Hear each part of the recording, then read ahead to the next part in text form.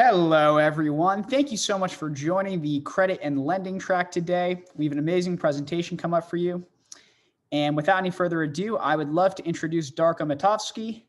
Darko, if you could turn on your video and audio, and feel free to take it away. Thank you so much. Hi, everybody. Really nice to have you here. Thank you so much for taking the time. Today, I will talk to you about why current machine learning approaches fail in financial applications and what to do about it. So I will outline a new way forward that I hope all of you guys will be taking up and performing in the years to come.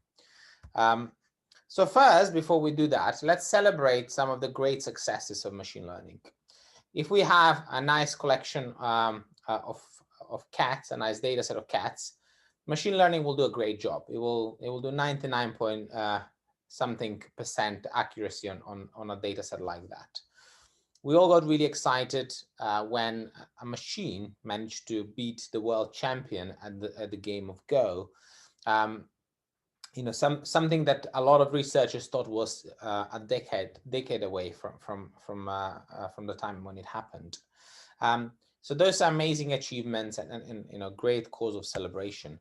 Now, what's common about data set of cats and the game of Go is that they both originate from a static world. Meaning, what does that mean? It means that a cat always looks like a cat.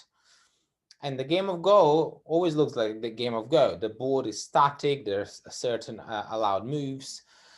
Now, what do you think machine would do if all of a sudden I present to it something that is a combination of a dog and a cat dog? Well, probably the machine will get a little bit confused and will say, well, there's a cat and a dog in the photo, or I don't know what is happening. Now, to a human, this is easy. We don't have to have ever seen an image like this to know that this is just, a non-existent creature that someone put together in Photoshop. The real world is very much like the cat dog photo I showed you earlier. It's not like a game of Go, and it's not like pictures of cats and pictures of dogs. It is like weird cat dog formation that continuously changes. In other words, the past doesn't help you predict the future very much. We live in a dynamic world. And current machine learning techniques, all they can do is they can essentially just fit a curve to the data. When we do it in 2 dimensions, it's a curve. When we do it in multiple dimensions, it's a hyperplane. But it all boils down to really fitting a curve or hyperplane through data.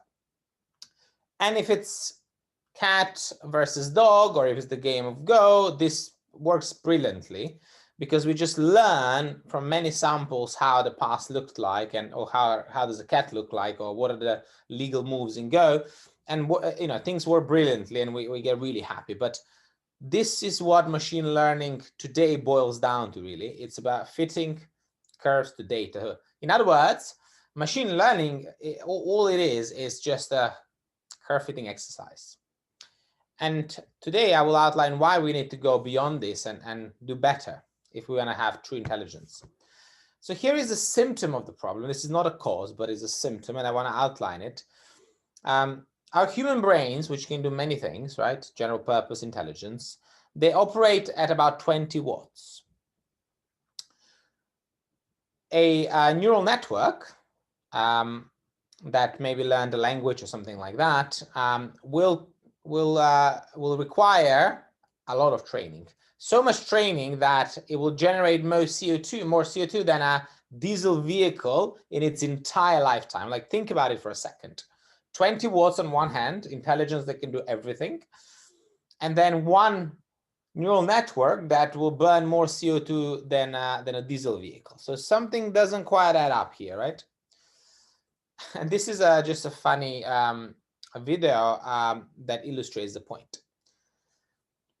So I did mention that current approaches are just fitting curves to the data, right? Not great, not that smart. Really what we're doing is we're learning correlations from the past and building models with that. But we all know, statistics first class, that correlation doesn't imply causation. And so if we have a machine learning about the world, it will learn that that cats cause motorbike accidents. And that would not be a very intelligent thing that the machine has learned.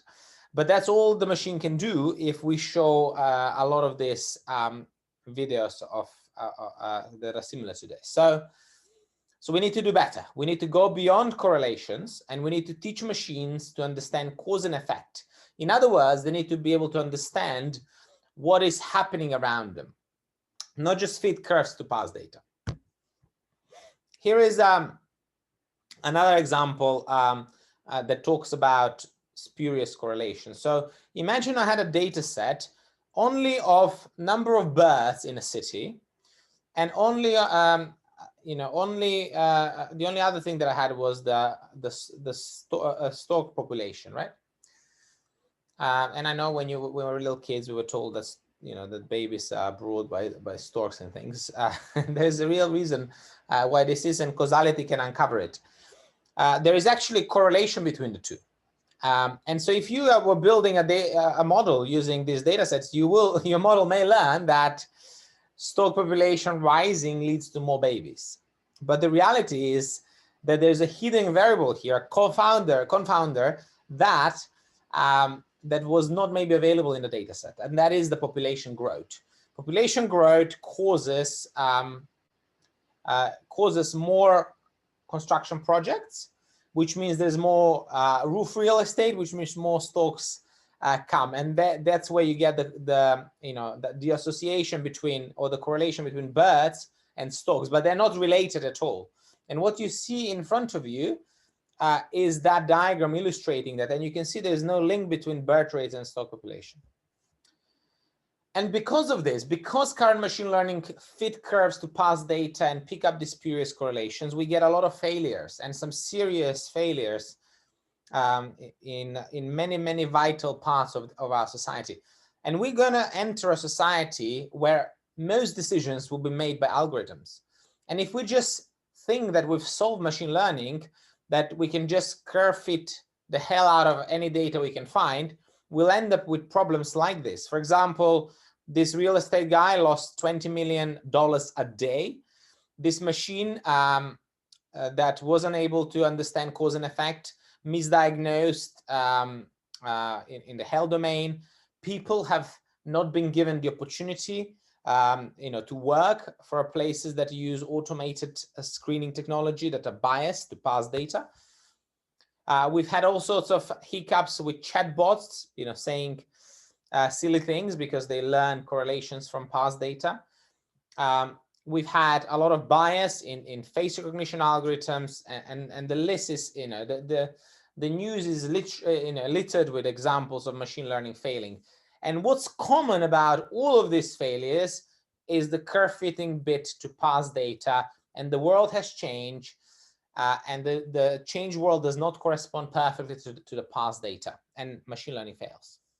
So we need to fix this. We need to bring a new science to a world in order to live up to the AI hype, right?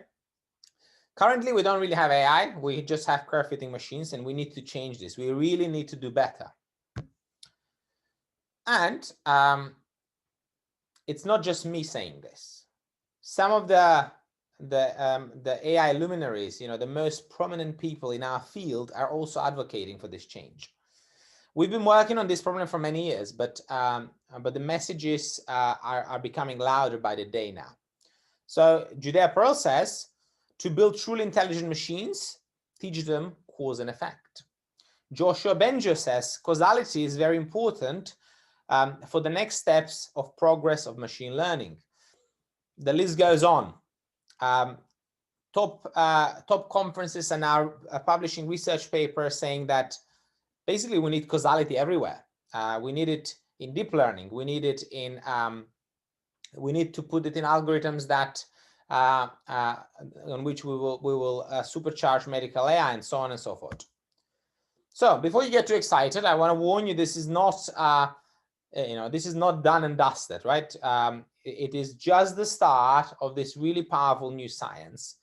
And there's a lot of challenges here that we need to solve. But today I will outline the way forward and what we have done to solve those challenges. So if you look at the current literature, you will find a lot of causal discovery methods. There's been an explosion of them in the recent years. In fact, we evaluated 78 of these methods.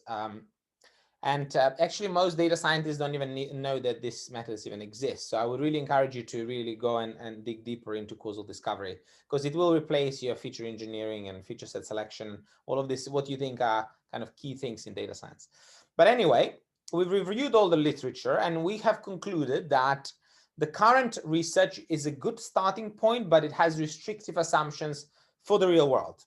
And we can talk at length about them, but let's just pick one. They assume that that there is no regime shift. That the past causal diagram will be the same as the future. That's one example.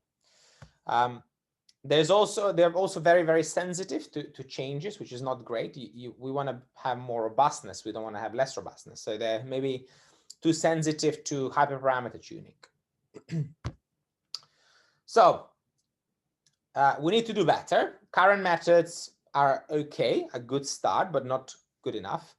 And so we wanted to do better. So for many years now, we've been working on shaping the direction of causal AI, and this is how we refer to anything that we'll talk today about is in the broad term of causal AI. So we want to invent methods, and we have invented methods that work in the real world.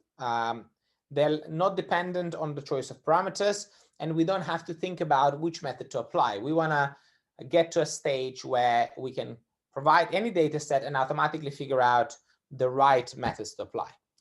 So here's an example of how we've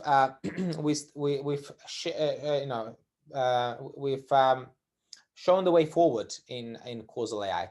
So at last year's NeurIPS, we published a paper on the topic of data generating processes to evaluate causal discovery techniques.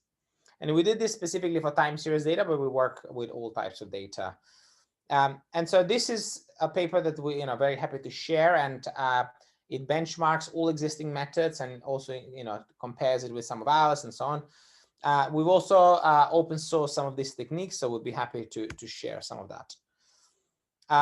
And so at causaLens, we are focused on finding ways to make these techniques work in the real world. And we do many things that cannot cover now, but one thing, if you can remember one thing, is that we do not want them to overfit to a static world. We want these techniques to work as the world is changing. And we've had some amazing results in production. These are models across industries: finance, healthcare, logistics, you name it. We have a model in production running either with a client or internally, but mostly with clients, where we are able to measure the performance of current state of the art. So think about deep neural networks, think about AutoML, think about all of these methods. And we've compared them with causal AI methods. And what we found that on average, causal AI methods are 42% more accurate than current state of the art. And by current state of the art, I mean really the current state of the art. And this is, by the way, production. So this is not us playing in the lab. This is in the real world, helping real people. And this is why you should care about it. It performs incredibly well. But that's not it. Not just performance. Causal AI brings many other things to the table. The first thing it brings to the table is fully transparent and explainable models through causal diagrams. What you see here on the screen is a causal diagram for loan default risk model. Causal diagrams are essentially your entire model. I'm able to describe the cause and effect relationship through this causal diagram. I can say how the term of the loan is related to the loan default risk. I can tell if it's a causal driver, and I can also say how important that causal driver is. And so what's really cool about causal models is that the causal diagram gets discovered by causal discovery process, and is what goes into a causal modeling technique, and that's what comes out at the other end. So basically you have transparency and explainability from the first point, not explainability after you build the model. And that's huge difference. You know, do we explain models once we build them, once we pick up the spurious correlations, or do we explain them before we even start building them? Like, big difference. So that's number one. Number two, causal AI allows you to evaluate the effects of interventions. So what is an intervention? Well, let's do it through an example. So in this case, we have loan default risk, and we are maybe managing a portfolio of loans, and we want to know how is the portfolio going to perform. So we may ask the question, how would our revenue be impacted if we decrease the loan rate that we charge to SMEs by 0.2%? If you try to do this with machine learning model, yeah, you can do it, but you're really violating a lot of the maths behind the covariance matrix. And that will lead to, yeah, you'll get an answer, but it's going to be a totally the wrong answer. And this is a question you really want to know if you're a business user and you want to understand how you can shape your world, how you can improve your KPIs. Really important. So that's the second point. The third point why causal AI is so powerful is because it allows machines to think about, to imagine, essentially to go beyond what is in the data. So let's do this to an example. What is a counterfactual explanation? So my algorithm may have told me that a loan application has been denied because the algorithm said there was a 92% chance of a default for that borrower. Now, I want to ask the algorithm, would the loan have been approved if the income of the applicant was 10% higher? Now, what you will think for a second and be like, well, how can we answer this question? That was not part of the data set. My model could have not have learned such a thing because it's contrary to the fact, counterfactuals. Well, that's exactly the point. You want to be able to answer questions that go beyond what is in your training data. And that's where causal AI is incredibly powerful. It can do those things. It can go beyond observational data, and it can imagine scenarios that haven't happened before, and it can give you really cool answers. So this is some more examples of causality in lending, or causal AI in lending.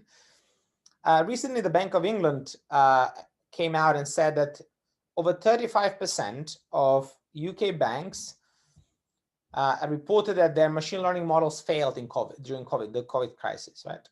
And to us, this is not surprising because we've curved we fitted some curves to the past data, and then we had the regime shift, a pandemic. Well, past data doesn't help us anymore. We need to adapt fast. Current systems cannot do that. They fail, right? Makes sense if you think about it through the science.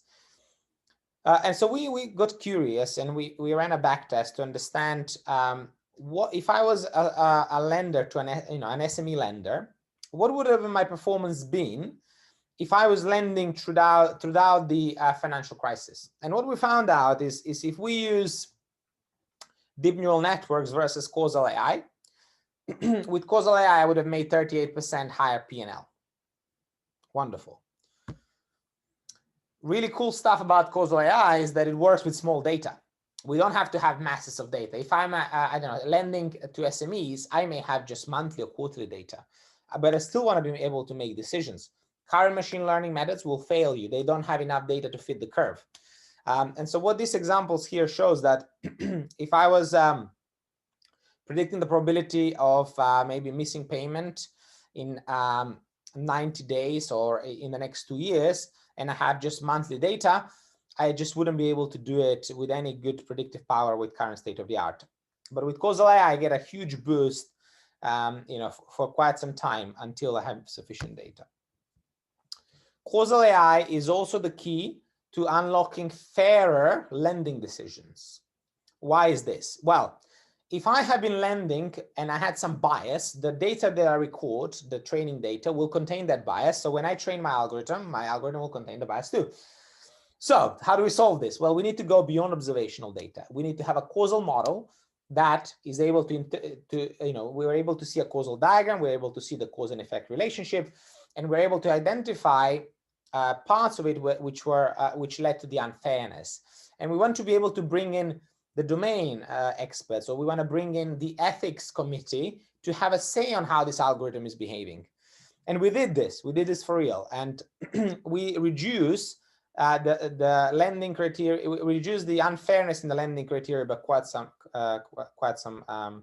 percentage. And this is a real world example we did with one of our clients. Causal AI is also the key to equal opportunities.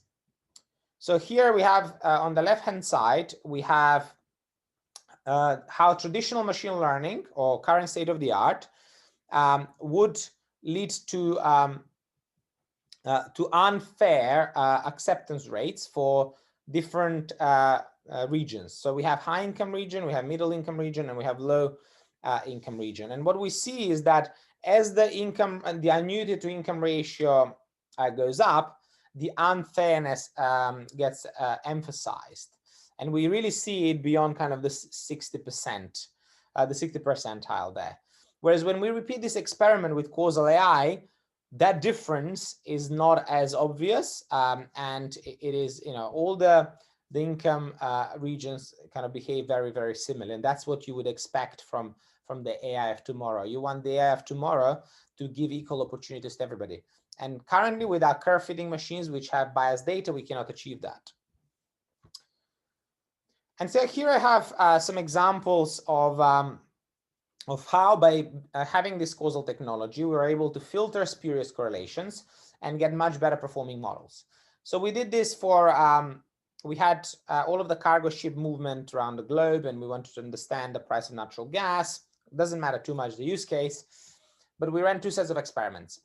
The first one was based on current machine learning approaches, where we compute some correlations, we find features. Okay, I have correlated features, I plug it into a model, I get a model, great. And then we repeated it with causal AI, where I have a causal diagram, which can filter the spurious stuff, find the confounders, eliminate spurious stuff. And what we found that by replacing feature selection, feature engineering with causal diagram and causal modeling techniques, we're able to get 13% higher directional accuracy and 34% better error rates. We repeated this experiment with inflation predictions, and we found something remarkable. We found that if you use traditional machine learning, or basically, all of you guys probably, except our clients, if you did this at scale, you will find that there's 26 things that drive inflation.